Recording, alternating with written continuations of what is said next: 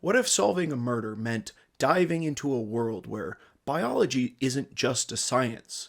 It too can be weaponized. In A Drop of Corruption by Robert Jackson Bennett, we follow the biomodified investigators, Anna and Din, as they unravel a murder mystery linked to the titans of this old world. Part biotech noir, part horror, and very much a new age Sherlock Holmes mystery. This novel grips you from page one. Today, we're going to explore how Bennett blends this crime solving with eerie biotech in a world where every answer seems to lead to something even more disturbing. It's got murder, mutation, and mind games. This is one mystery you'll want to dive into.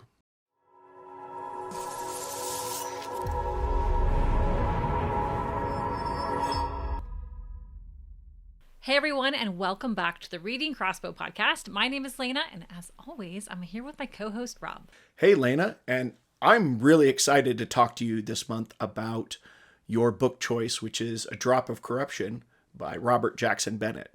Last year you picked The Tainted Cup, which was this sleeper hit that we both were very much surprised by, and this is the sequel to that book. And I'm really excited to talk to you about it because this was a really fun mystery story. Yeah, I'm excited too because we're picking basically right back where we left off. We don't do this often on the show. We'll often start the first book on a series and not pick it up again just because we want to cover a wide variety of books. But this one was special, and I think you'll agree. And we've done this before on The Swordcatcher, although I'm pretty sure after that last review we're not picking that one up again. What do you think? Are we picking back up Swordcatcher? I'm much more excited for the third book in this series. Okay, I think we're going to be sticking with with this series through the end. So on that note, I'm going to give a quick summary. All right, so Anna and Din are back, and this time they go even deeper into the rings of the Imperial Kingdom. And we've mentioned this before, but Anna and Din are basically like Sherlock and Holmes, but in a world where Titans still walk the land and people are genetically mutated with enhancements by Titan blood. And much like the first book, Anna and Din are called upon to investigate a disappearance, which leads to solving a murder.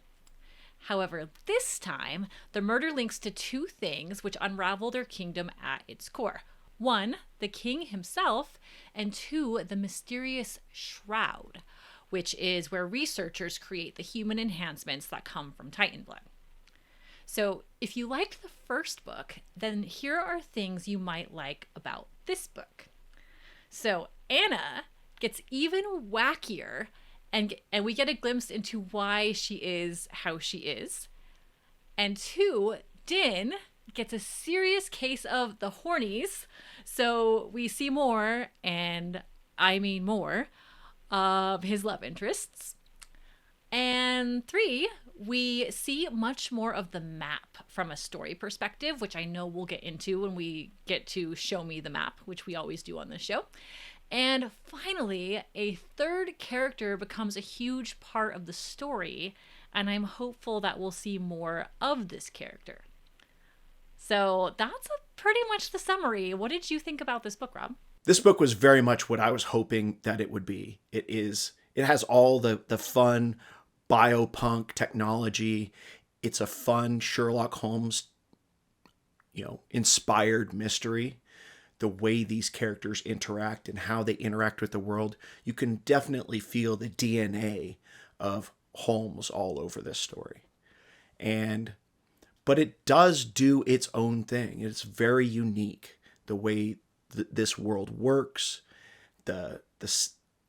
especially the way the Titan blood, essentially, they can mutate people on purpose. And this book very much expands upon that from the last book. And I couldn't be happier. Yeah, that was my favorite part of this story, is actually understanding more about the Titans and how they actually play into the enhancements of the humans. I don't know if I completely missed that in the first story. I mean, I know they talked about it, but I don't think I fully understood that this comes from like certain types of titans, and they're using the titan blood, and they're really extracting it and working with it, and it's super scientific, and that is how we're getting these human enhancements.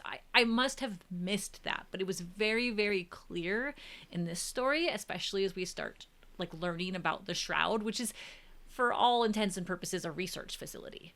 And they extract the titan blood there. They store all these titan bodies. So this is this massive, you'll love this, I think, a massive floating cargo center of titan carcasses. Right? So they're like piled on top of each other. Like when I got to that part, I was like, oh, Rob loves this. But yeah, I don't have as much background in this as you do. And I know I was excited for this book because previously we'd read a book that had said there would be titans, or said there would be these old gods and creatures and horror creatures, Lovecraftian as you say, and then we didn't get enough of it. And then this book has plenty of it, all sorts of it. So yeah, I feel like I'm a bit more knowledgeable in this space now. Yeah, and if you missed our review of The Tainted Cup, the first book in this series, in this world, there's these Godzilla-like titans. And as these kaiju just come up out of the sea during the rainy season and just destroy everything, in the far distant past, this race of people figured out how to kill the very first one. And from that, they learned how to mutate themselves into a superior version of humanity. And from there, they founded an empire whose main purpose is actually to protect the rest of the humans from these monstrosities that rise up from the depths. And so this story is taking place at this research facility where they take the bodies of these killed titans, which they often call leviathans, and they basically chop them up, find the important things that allows them, extracts that substance that allows them to mutate people into different, with cool biopunk technology. And I was very excited by getting to learn so much more about this world in a way that didn't feel like it was just hammering that exposition. It came out very naturally as part of this story. And you got to learn a lot about this world, even though we really didn't get the titans in this book. We got dead titans, like used up titans. I'm actually curious, what are some of your favorite enhancements or mutations, if you will, within the humans? And I'm going to preface that by saying to the viewer that we're in a whole other part of the land. We'll talk about it in the map, but there's a seawall and there's 3 other walls before we get to the intersection of the kingdom. And these are designed to keep out the titans. And as you progress into the kingdom, we get different levels of enhancements, perhaps by what you can afford, what's available, not so sure. And we're in a completely different region, and people look totally different, and it's super funky and fun. And we got a lot of new enhancements in this one. Curious what you think about that. Yeah, we definitely saw people that had like enhanced vision, enhanced sense of smell. Of course, our main characters, they have a very powerful analytical analysis ability. That's what Anna has. And Din has basically almost a photo recall special kind of memory. In fact, it's kind of like Taskmaster from comic books, where he can even memorize combat moves and repeat them in a fight. And that was a kind of unexpected twist to they just got really good memory. So I the powers are pretty cool. I think the memory for me is the one I like the most, because it's, especially where you see it with Din, it has a lot more applicability without as many drawbacks that the other characters with special abilities seem to have. Except that he might go crazy from it potentially. Like there's a ticking time bomb on his skill. So I agree. Of course, I love Anna and I love Din. They're just well fleshed out characters. We talked a lot about this in the last episode. They're really, really great. Dynamic duo. However, I had a lot of laughs in this book with the enhancements. And that's something that I really loved about this book, because we end up in this new region. And in this new region, we have a lot of like hunters or trackers, if you will. And their skin's a different color, and they're genetically enhanced, or bio enhanced rather, for their noses. As you said, their sight, they can see farther, they can smell, and it's almost dog-like. And one of the characters gets treated very dog-like, and it's a hilarious. She can smell who Din has slept with, which I talked about just briefly in the opening statements. But Din, like I said, Din is like handling stuff. He's gone through some trauma. They've investigated several murder mysteries at this point and solved them. And he's said he's seen a lot of shit. He's basically going through PTSD. And so he kind of sleeps around. Super fun. Well, one of the new characters in this book, she notices, and it's really funny, like when they're at camp, and she's like, wait, I've smelled that before. And she looks, and it's like her friend or someone she knows, and she's like, oh, you, right? It's just, I don't know about you, but I had a good time with these new enhancements and the element of humor that it brought to this book that I don't think the first book had. Yeah, and I think this one was a lot more action-packed of sorts, because there's a lot more where they have to go out and like go on the hunt for the killer. And this killer, this is very much the first time we get a Moriarty type of character in this series, because the villain is incredibly smart, incredibly well planned, almost prescient in their, planning and analytical abilities, almost the exact darker mirror of Anna, and very much gave that Moriarty vibe. I did not catch that. Of course you did. Viewers, when you're watching this is why we have Rob here. He catches these things, and every time I hear it, I'm like, of course. Yeah, that's beautiful. It felt like it. So the person that we're trying to find, and the murderer eventually that we're trying to find, is very cunning, very smart, lays out his plan several steps ahead. And Anna, even for how great she is, our Sherlock character, is always just kind of a step behind. Even when she gets 2 steps ahead, she's a step behind. This person's so far ahead. This was a very fast-paced book.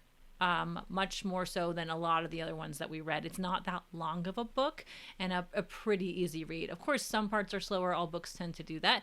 But in general, I think Robert's writing style has refined even more in this book from the last one. I thought the last one maybe had a lot more curse words, seemed a lot less refined in general, might have seemed almost lazy at some points, but this book definitely did not have that feel for me.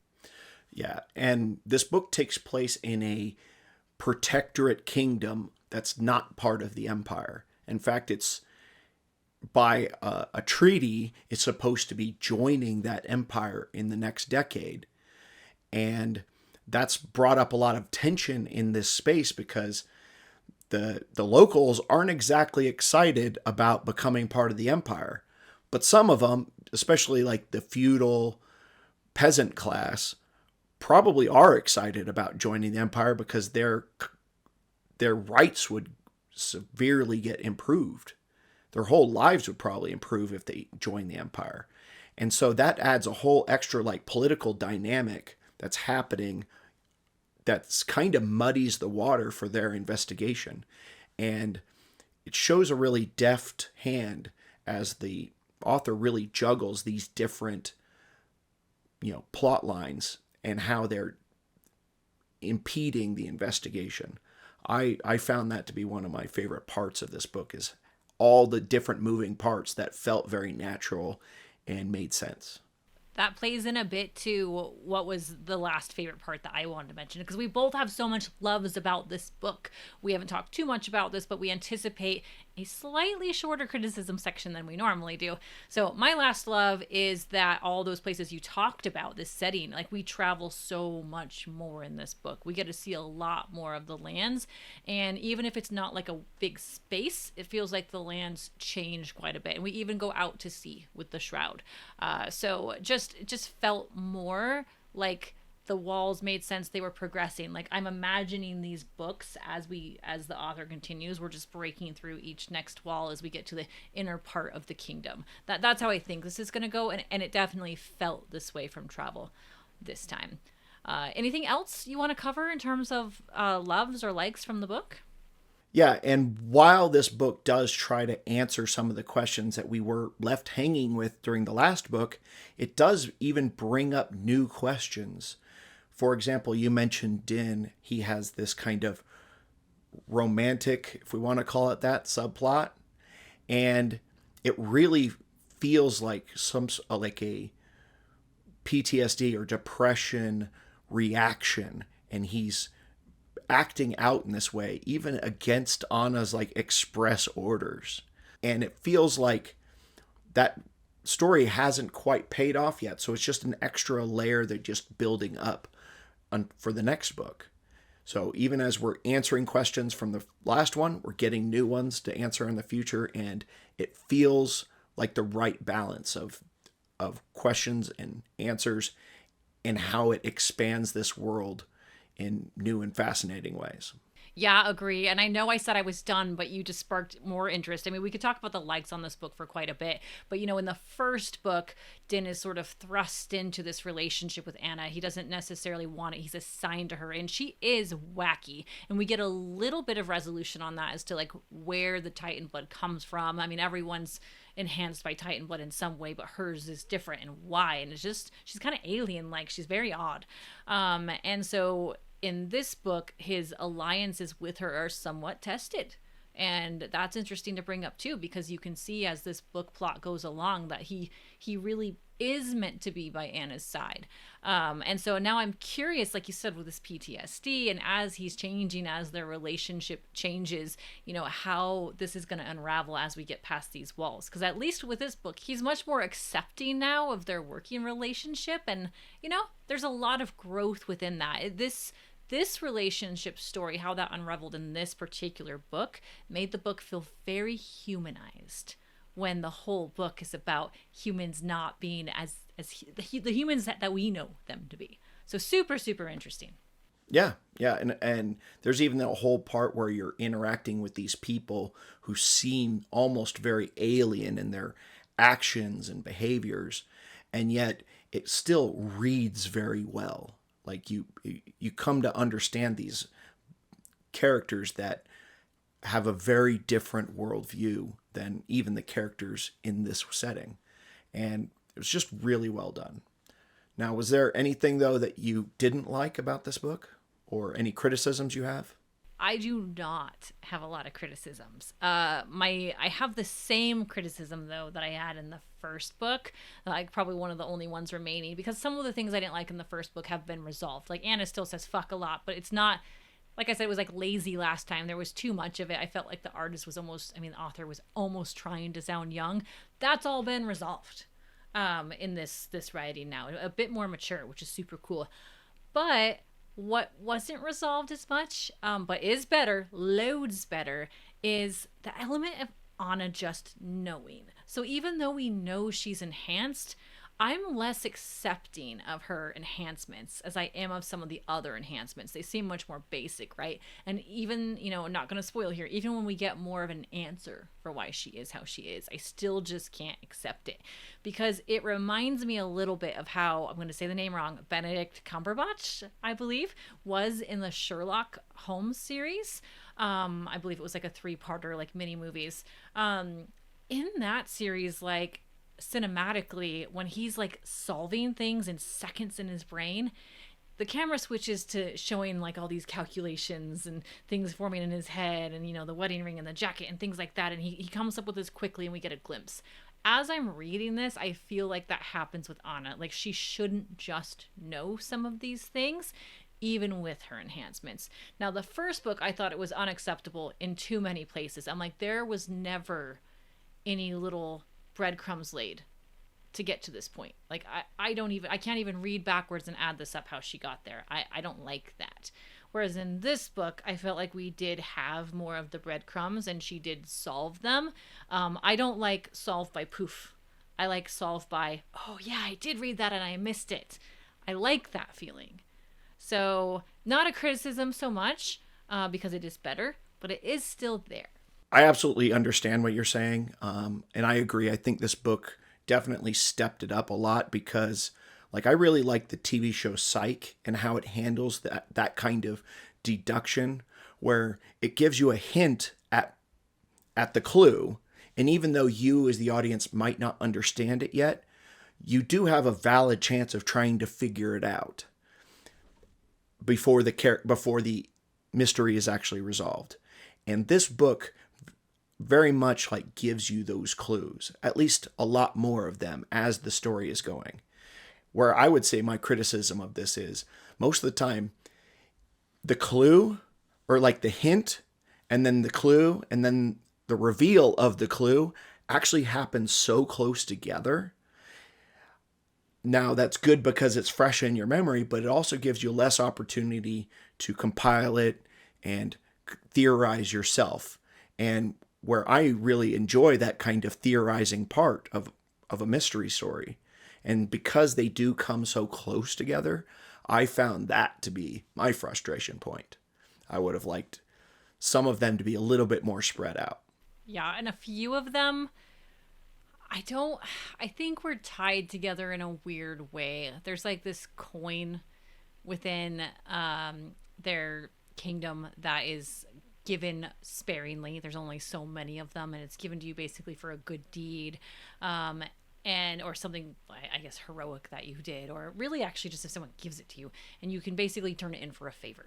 And that to me didn't fit into the story well. I felt like it could do without that. Maybe it gets used later. One of them they find randomly, and they just know to look there. They know to just start digging. That made no sense to me. And then, I get it's all part of the story. I'm trying not to spoil it. The coin gets used when they need to use it. And I just felt like I could have almost taken that whole section out and the story would have still worked without it. It just was like, even one part of the travel where they come across one of these coins, that entire section I thought could have been taken out as well. All it really did was show another character's character, so to speak. That's all it really was.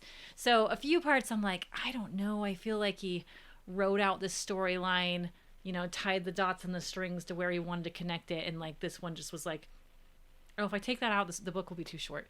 I will leave it in there. Like, I don't know. I don't know if you felt like that on that part, but I didn't like that much. I think that part was critical to the last confrontation. But, for example, my example was there's this period, it's hinted at a certain thing happens during a period of the month.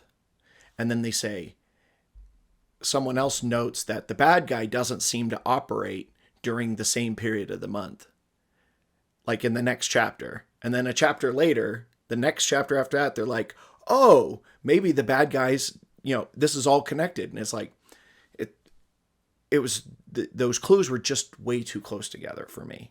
Another thing that's Sherlockian in that is it's something the reader or the viewer, if you're watching a movie, can't see.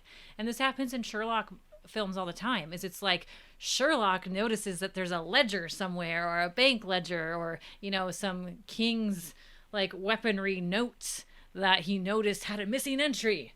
This felt like that, and I'm like, the reader would never know that.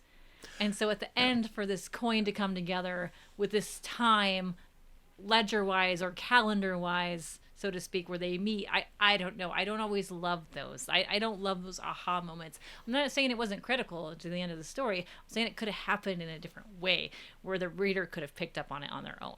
In this situation, you couldn't. Someone feeds you a bit of knowledge at the end where you're like, oh, yeah, that makes sense. Yes, but this very much does we're going to give you at least the clue and then reveal it while it's happening maybe too fast.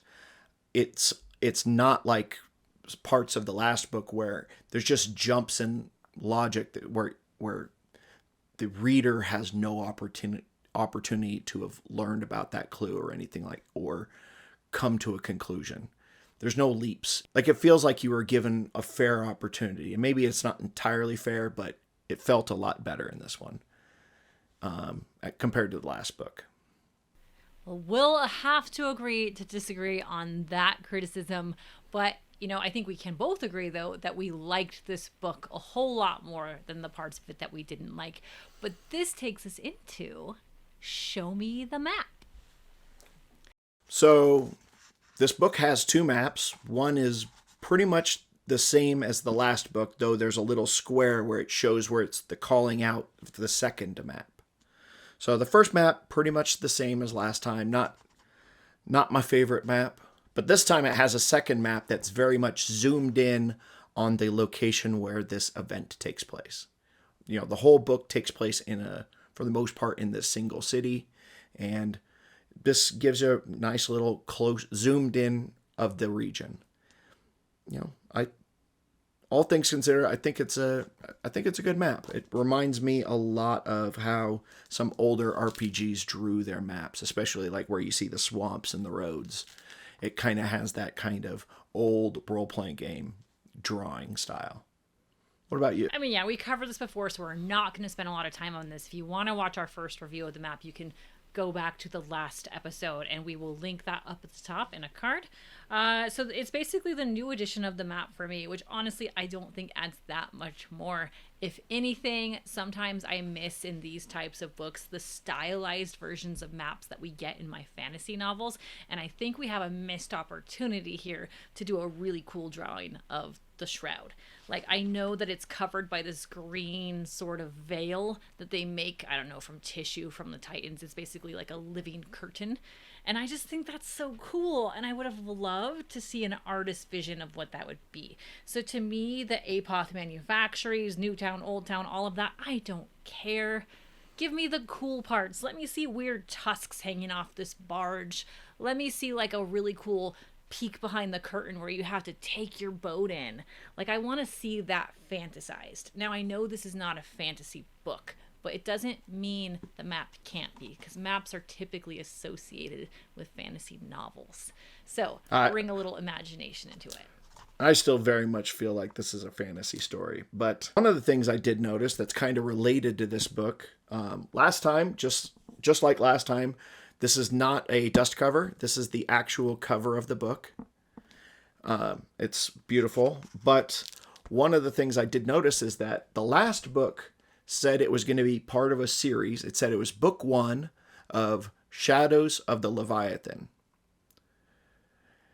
This book does not contain that series name at all. It says it's an Anna and Din mystery. And I'm sure that was probably just a marketing thing. Probably they did some testing in between and were like, yeah, this would probably be more recognizable and you can maybe delve off into more topics. But I found that to be very interesting on how the series name has changed pretty dramatically. Good catch. Good catch. Beautiful book in general. Cover art's cool. I love that they're themed together. It'd be interesting to see, this was gold, this is silver. Where we go from here. We went from moss and vines to the first one. We have succulents on this one. I wonder if we'll get a pretty flowery one as we get closer to the kingdom. Yeah, that kind of seems like the direction it's going. So I guess let's not bury the lead. How are you feeling about this book? Is this it seems like it's a step up for you as far as from the last book. It's still not a 5. I can't even say what's going to make this a 5. And I feel like it's almost there. We didn't talk about it too much, but there's a new character. And this character for me is fantastic. Without being too spoilery, I think we're going to see a lot more of this character. And I think the book needed that. And so I'm excited to see where that goes. I think with the addition of the new character and seeing how they could potentially lend more to the story, I think that's my 5. Because I felt like it was almost there. And I loved the love interest. I loved Din going down this like rabbit hole of like one night stands to make him feel better, if only for a moment. And we're just getting so much closer, right? To those elements of a story that I love. I love really good character building. And we missed out on a character from the last book too, just when I thought Din was getting so close. So it's a 4. And it's a strong 4 with an opportunity to become a 5. I could see the series becoming a 5, which is interesting, even though I've only rated both books a 4 thus far. And you? And last time I very wrongly in our initial review gave The Tainted Cup a 3, though I later corrected that to a 4 because it really was a good book. And I had unintentionally talked myself down during the review. And for this book, I'm feeling like this is also a strong 4 for me. And I think the part that I'm really missing is that strong attachment to the characters. They are still very kind of alien.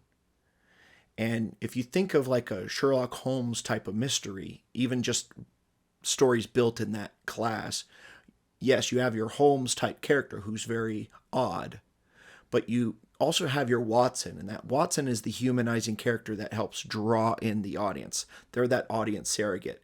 And I think we're almost there with Din. But he's in the first book, he was very much an empty shell. Like, he had suppressed his emotions so hard in that first book. And in this book, they're out on display. He's having a hard time suppressing it because he's seen a lot of bad things, even between these two books. And I think as he grows, that connection is going to grow with the audience even more. And I think that's what will turn the next books into a 5 for me. At least I'm very hopeful for that.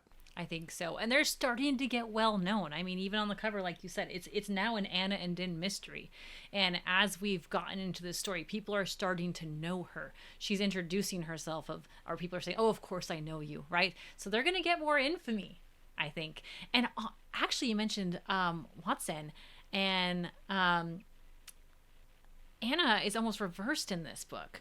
Whereas like Watson is caring for Holmes a lot. Like he's nervous. He's doing too much drugs. He's drinking too much. He's checking in on him. Whereas Anna's still too weird for Din. He still is like, yeah, she does weird shit. She eats weird things. She's the oddest thing I've ever seen. He can't quite, there when she's in a mood.